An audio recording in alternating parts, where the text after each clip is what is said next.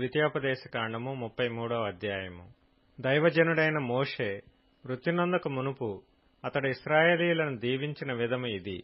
అతడిట్లనెను: యెహోవా సీనాయి నుండి వచ్చెను, శేయీరులో నుండి వారికి ఉదయించెను. ఆయన పారాను కొండ నుండి ప్రకాశించెను, వేవేల పరిశుద్ధ సమూహముల మధ్య నుండి ఆయన వచ్చెను. ఆయన కుడిపార్శ్వమున అగ్నిజ్వాలలు మెరియుచుండెను. ఆయన జనములను ప్రేమించును. ఆయన పరిశుద్ధులందరూ నీ వశమున నుందురు. వారు నీ పాదముల యొద్ద సాగిలపడుదురు, నీ ఉపదేశమును అంగీకరింతురు. మోషే మనకు ధర్మశాస్త్రమును విధించెను, అది యాకోబు సమాజ స్వాస్థ్యము. జనులలో ముఖ్యులను ఇశ్రాయేలు గోత్రములను కూడగా అతడు యెషూరూనులో రాజు ఆయను. రూబేను బ్రతికి చావకయుండునుగాక, అతని వారు లెక్కలేనంత మంది అగుదురు. యూదాను గూర్చి అతడిట్లనెను: యెహోవా యూదా మనవి విని అతని ప్రజల యొద్దకు అతనిని చేర్చుము. యూదా బాహుబలము అతనికి చాలునట్లు చేసి అతని శత్రువులకు విరోధముగా నీవతనికి సహాయుడివై యుందువు. లేవిని గూర్చి ఇట్లనెను: నీ తుమ్మీము నీ ఊరీము నీ భక్తునికి కలవు. మస్సాలో నీవు అతని పరిశోధించితివి. మెరీబా నీళ్ల యొద్ద అతనితో వివాదపడితివి. అతడు నేను వాణ్ణి నెరుగనని తన తండ్రిని గూర్చియు తన తల్లిని గూర్చియు అనెను. తన సహోదరులను లక్ష్యపెట్టలేదు, తన కుమారులను కుమారులని ఎంచలేదు.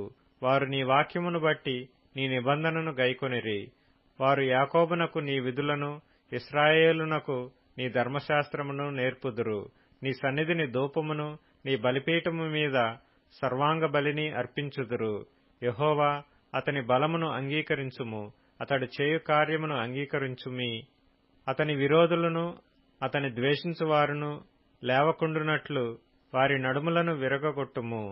బెన్యామీనును గూర్చి ఇట్లనెను: బెన్యామీను యెహోవాకు ప్రియుడు, ఆయన యొద్ద అతడు సురక్షితముగా నివసించును. దినమెల్లా ఆయన అతనికి ఆశ్రయమగును, ఆయన భుజముల మధ్య అతడు నివసించును.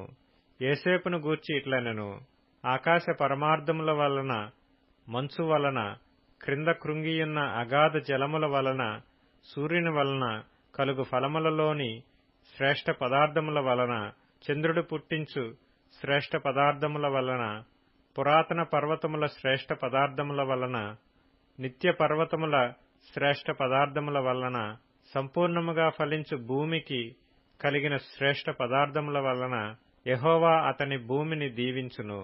పొదలో నుండి వాని కటాక్షము యోసేపు తల మీదకి వచ్చును.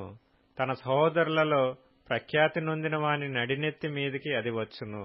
అతని వృషభమునకు మొదట పుట్టిన దానికి ఘనత కలదు.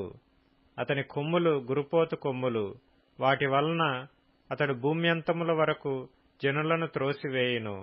ఎఫ్రాయిము యొక్క 10,000ను మనష్షే యొక్క 1,000ను అలాగున నుందురు.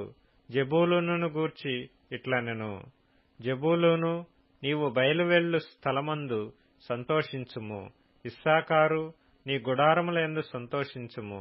వారు జనములను కొండకు పిలిచిరి, అక్కడ నీతి బలులను అర్పింతురు. వారు సముద్రముల సమృద్ధిని, ఇసుకలో దాచబడిన రహస్య ద్రవ్యములను పీల్చుదురు. గాదును గూర్చి ఇట్లనెను: గాదును విశాలపరచువాడు స్తుతింపబడును. అతడు ఆడు సింహము వలె పొంచియుండును, బాహువును నడినెత్తిని చీల్చివేయును. అతడు తన కొరకు మొదటి భాగము చూచుకొనెను, అక్కడ నాయకుని భాగము కాపాడబడెను. అతడు జనములోని ముఖ్యులతో కూడా వచ్చెను, యెహోవా తీర్చిన న్యాయమును జరిపెను. ఇశ్రాయేలీయుల యొద్ద యెహోవా విధులను ఆచరించెను. దానును గూర్చి ఇట్లనెను: దాను సింహపు పిల్ల, అది బాషాను నుండి దుమికి దాటును. నఫ్తాలిని గూర్చి ఇట్లనెను: కటాక్షము చేత తృప్తి పొందిన నఫ్తాలి, యెహోవా దీవెన చేత నింపబడిన నఫ్తాలి, పశ్చిమ దక్షిణ దిక్కులను స్వాధీనపరచుకొనుము. ఆషేరును గూర్చి ఇట్లనెను: ఆషేరు తన సహోదరుల కంటే ఎక్కువగా ఆశీర్వదింపబడును.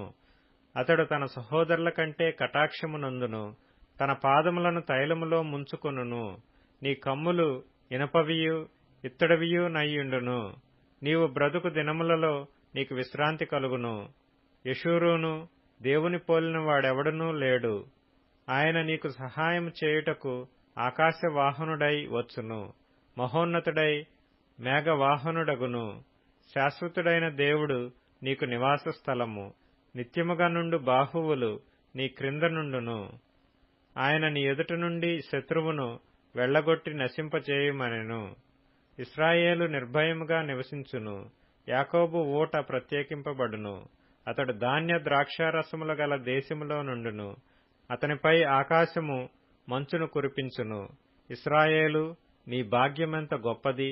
యెహోవా రక్షించిన నిన్ను పోలిన వాడెవడు?